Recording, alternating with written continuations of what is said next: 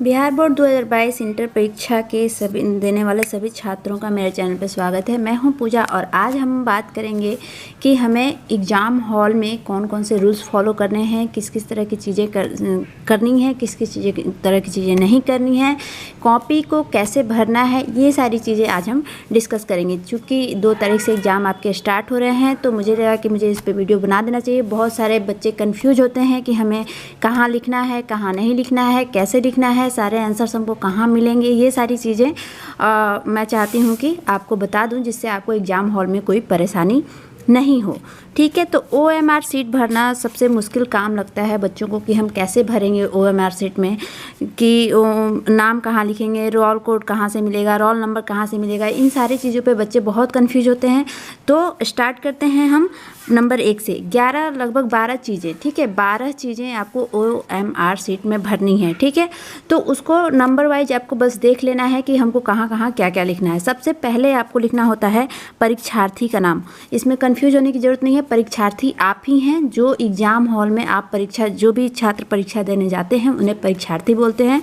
तो आपको वहाँ पे अपना नाम लिख देना है। जैसे परीक्षार्थी का नाम दिया रहेगा 1 नंबर में और उसके साथ ही उसका इंग्लिश दिया हुआ है।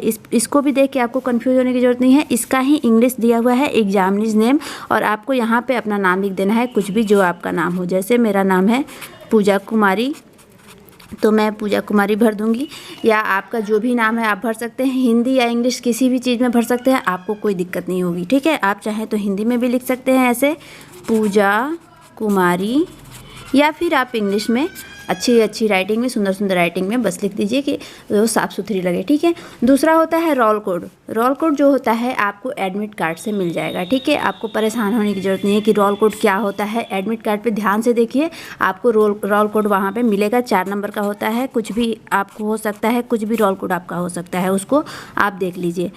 एडमिट कार्ड पे देखिएगा, ये ज़रूर दिया होगा रोल कोड, और रोल नंबर भी आपका दिया होता है एडमिट कार्ड पे। वहीं से आप उठाइए, बिना मतलब कि इधर उधर बच्चों से पूछने की या फिर किसी और को परेशान करने की ज़रूरत नहीं है। एडमिट कार्ड पे ध्यान से अगर देखिएगा तो ये सारी चीज़ें आपको मिल जाती हैं। विषय कोड भी आपको मिल जाता है वहीं से। संकाय क्या होता है मैं बता देती हूँ। 12th में आपकी एक साइंस होती है, आर्ट्स होती है और कॉमर्स होती है। तीनों को हम संकाय बोलते हैं, स्ट्रीम बोलते हैं। तो अगर आप साइंस के हैं तो आप यहाँ पे विज्ञान लिख सकते हैं हिंदी में, या फिर इंग्लिश में साइंस भी लिख सकते हैं। ठीक है, या फिर आप कला के छात्र हैं, आर्ट्स के छात्र हैं तो आप आर्ट्स लिखिए, या फिर कॉमर्स के साथ छात्र हैं तो कॉमर्स लिखिए। आप हिंदी में भी लिख सकते हैं, इंग्लिश में भी लिख सकते हैं। ठीक है, कोई दिक्कत नहीं है। आप विज्ञान लिख लीजिए, कला लिख लीजिए, साइंस लिख लीजिए, आर्ट्स लिख लीजिए, कुछ भी जो भी आपको जिसमें आपको सहूलियत हो वो लिख सकते हैं। तो संकाय समझ गए आपको क्या होता है। छठा होता है पंजीयन क्रमांक। पंजीयन क्रमांक भी आपका दिया रहता है एडमिट कार्ड पे, वो भी आप ध्यान से देख के उसको भर लीजिए। किसी और से पूछने की ज़रूरत नहीं है। हो सकता है कि आप किसी और से पूछें और आपको गलत आंसर मिल जाए तो आप यहाँ गलत भर दें। इसलिए सबसे पहले एडमिट कार्ड को अपने ध्यान से देखिए कि आपको कहाँ कहाँ कौन कौन सी चीज़ें मिल जाएंगी। फिर भी अगर नहीं समझ में आता है तो जो भी आपके एग्जामिनर होते हैं, क्लास में आपके आते हैं, उनसे वो पॉइंट पूछ लीजिए कि मुझे ये समझ में नहीं आ रहा है, मुझे बता दीजिए, वो आपको बता देंगे। विषय का पूरा नाम लिखिए। उस दिन जो भी विषय आपका होने वाला है, जिस विषय का एग्जाम होने वाला है, उस विषय का पूरा नाम लिखना है। जैसे मान लीजिए हिस्ट्री का पेपर है तो आप हिस्ट्री लिख दीजिए, या फिर केमिस्ट्री का पेपर है तो केमिस्ट्री लिख दीजिए। हिंदी में भी लिख सकते हैं, इंग्लिश में भी लिख सकते हैं। मैं बार बार कह रही हूँ, आपको दोनों में लिख सकते हैं, दोनों लैंग्वेज में लिख सकते हैं। या तो आप हिंदी में कंफर्टेबल हैं तो हिंदी में लिखिए, इंग्लिश में कंफर्टेबल हैं तो इंग्लिश में लिखिए। परीक्षा की तिथि क्या लिखेंगे हम, जिस दिन हम जिस डेट में परीक्षा देने जा रहे हैं वो तिथि हमको लिखनी है। जैसे 2 तारीख को आपकी एग्जाम है तो आप लिख सकते हैं 2/2/2022। ठीक है, पहले दिन की एग्ज़ाम की बात कर रही हूँ। उसके बाद अगर 3 तारीख को अगर एग्ज़ाम देने जा रहे हैं तो 3 लिखेंगे, 4 तारीख को देने जा रहे हैं तो 4 लिखेंगे। नंबर 9 अगर देखें, प्रश्न सेट कोड। ये है आपका प्रश्न सेट कोड का मतलब हो गया कि आपको सेट ए मिला है, सेट बी मिला है, सेट सी मिला है। आपको ऐसे गोला करके जो भरना है वो उसी सेट का भरिएगा जिसका आपको प्रश्न पत्र मिला हुआ है, सब में नहीं भरना है। ठीक है, जो भी आपके प्रश्न पत्र के ऊपर अगर सेट ए लिखा हुआ है ऐसे करके, तो आपको ए के नीचे वाले गोले में आपको कलर कर देना है, भर देना है उस गोले को। प्रश्न पत्र क्रमांक, ये भी आपके प्रश्न पत्र के ऊपर दिया होता है, 5 या 6 अंक का होता है, उसको आपको देख के भर देना देना है, वहाँ साफ साफ लिखा रहता है प्रश्न पत्र क्रमांक, वहाँ से आपको लिख देना है, ठीक है। परीक्षा केंद्र का नाम, परीक्षा केंद्र का नाम क्या लिखना है, जहाँ आपकी एग्ज़ाम हो रही है, जिस केंद्र पे, जिस स्कूल में या जिस सेंटर पे आपकी एग्ज़ाम हो रही है उसका नाम लिखना है, ना कि आपको अपने स्कूल का नाम लिखना है। इसको ध्यान से भरिएगा, ठीक है। 12 नंबर आपका आता है परीक्षार्थी का फुल हस्ताक्षर। आप अगर इंग्लिश में हस्ताक्षर करते हैं तो इंग्लिश में कीजिए, अगर हिंदी में करते हैं तो हिंदी में कीजिए, बस पूरा हस्ताक्षर कर दीजिएगा, ठीक है। इसके बाद एक और कॉलम यहाँ आता है वीक्षक का हस्ताक्षर, उसको आपको टच नहीं करना है। फिर यहाँ पे एक मुहर लगाने के लिए आता है, उसको भी आपको टच नहीं करना है, वो आपके टीचर्स करेंगे जो भी आपके एग्ज़ाम ले रहे हैं, ठीक है। तो ये हो गया कि आपको OMR शीट में भरना क्या क्या है। दूसरा चीज़ मैं बता दूं आपको कि आपको कैसे कैसे एग्ज़ाम में क्या क्या चीज़ें आपको ज़रूरत पड़ेंगी, किस किस तरह की चीज़ें आपको नहीं करनी चाहिए। पहला तो कि आप अपने साथ सिर्फ एडमिट कार्ड ले जाएंगे, ठीक है। एडमिट कार्ड, पेन ले जाएंगे, पेन में आपको ब्लू और ब्लैक, 2 पेन ब्लू की ले लीजिए, 2 पेन ब्लैक की ले लीजिए, और ये कोशिश कीजिएगा कि चारों जो पेन है एक ही कंपनी के हों, अलग अलग कंपनी के ना हो, इससे आपको दिक्कत आ सकती है। तीसरा, आप जो पैड ले जाते हैं एग्ज़ाम हॉल में जिस पे आप कॉपी रख के लिखते हैं, बस यही 3 चीज़ें आपको ले जाने की ज़रूरत है।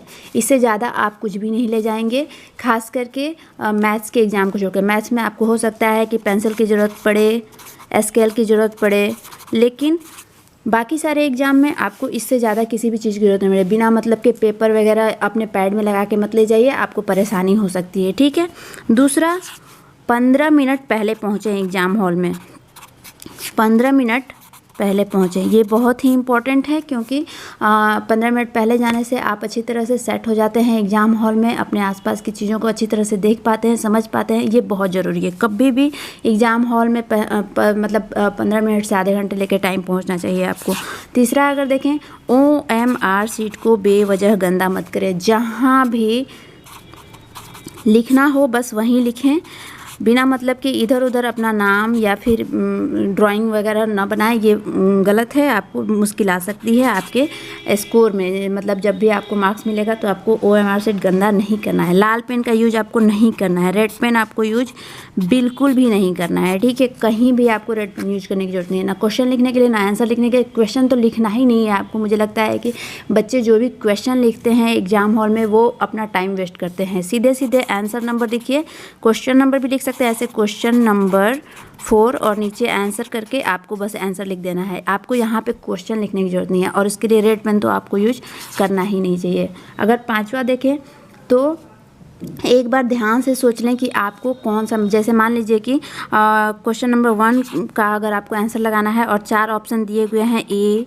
B, C, D, ठीक है, और चारों में आपको खाली जगह दिया हुआ है, तो ध्यान से सोच लें कि A का आंसर क्या होगा, तभी भरें। ये नहीं कि आपने A भरना शुरू किया और तब आपको लगा कि नहीं नहीं ये गलत है तो आपने C को भरना शुरू कर दिया। इस तरह आपका आंसर नहीं माना जाएगा। अगर चारों है तो आपको 3 पूरे खाली रखने हैं, एक ही आंसर को सही लगाना है, अदरवाइज आपका वो आंसर काउंट नहीं होगा, ठीक है, आपको नंबर नहीं मिलेगा। तो ध्यान से सोच लीजिए कि आपका आंसर कौन सा होने वाला है और तभी उसको कलर कीजिए, तभी उसको पूरा भरिए, नहीं तो आपको उसका नंबर नहीं मिलेगा। इस बात को ध्यान से रखिए, ठीक है। चौथा, अगर देखिए, जैसे ही आप परीक्षा केंद्र में बैठते हैं तो अपने चारों तरफ ज़रूर चेक कर लें कि कोई गैस पेपर, ठीक है, या कोई कागज़ या और भी कुछ अवांछित चीज़ आपके आसपास तो नहीं पड़ी हुई है। अगर पड़ी हुई है तो उसे जल्दी से हटा दें, आपको परेशानी हो सकती है। अगर कोई भी चेक करने वाला बाहर से आ जाता है ऑफिसर, तो आपको परेशानी हो जाएगी। आपके पैर के नीचे, आपके बेंच के नीचे, आपके आसपास, आगे पीछे, चारों तरफ चेक कर लें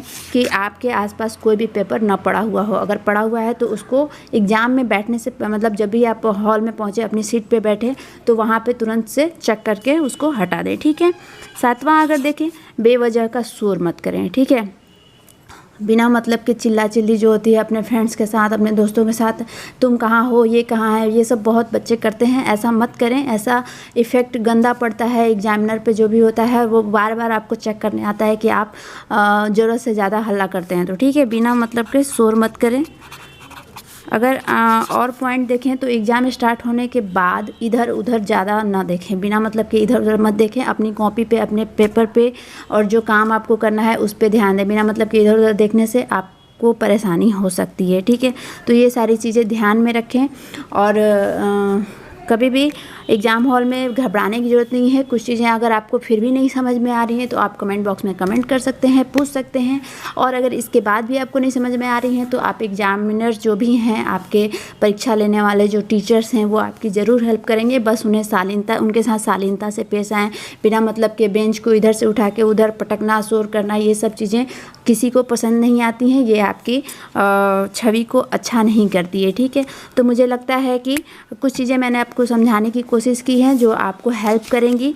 और अब काफ़ी नज़दीक है एग्ज़ाम, तो wish you all the best for exam.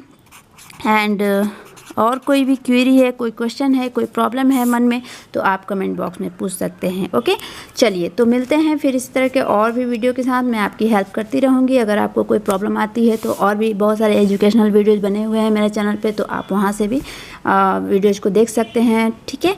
चलिए, तो अगर वीडियो अच्छा लगा हो तो वीडियो को लाइक कर दीजिए, शेयर कर दीजिए, और चैनल पे नए हैं तो चैनल को सब्सक्राइब कर दीजिए, प्लस बेल आइकन को जरूर प्रेस कर दीजिएगा। इससे मेरे नए वीडियो के नोटिफिकेशन आपको मिलते रहेंगे। तो मिलते हैं नेक्स्ट वीडियो में, तब तक के लिए सी यू, बाय।